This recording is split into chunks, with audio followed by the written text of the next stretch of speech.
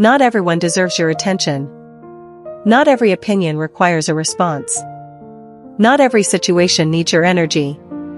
Maturity is knowing where to spend your focus and where to step back. Some conversations are noise. Some arguments are traps. Some people only drain. You decide. Quietly. Intentionally. It's not avoidance. It's preservation. You protect your time. You guard your clarity. You conserve your strength.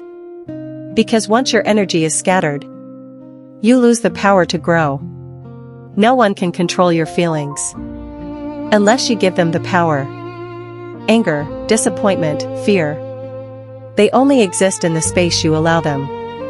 Maturity is claiming that space. Owning your reactions.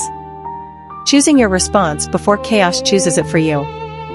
You don't blame circumstances. You don't wait for validation. You don't let others dictate your inner world. When your emotions are yours, you move with clarity. You act with purpose. You rest in confidence. And even in turmoil, your peace remains intact. Silence is a decision. There comes a moment when you notice the shift.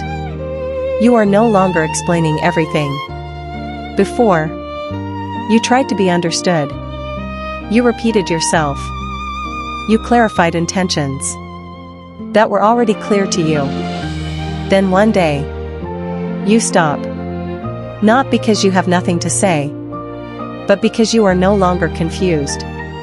You realize that understanding cannot be forced, and clarity does not need defense. Maturity is knowing when words add value, and when they only create noise. You don't respond to every question. You don't correct every assumption. You don't chase agreement. Silence becomes a decision. Not avoidance. Not weakness. A boundary. When you know who you are, explanations become optional. You move quietly, with intention, without needing permission. That is not withdrawal. That is self-command. Observing without judgment. You see the world, and the world shows you everything.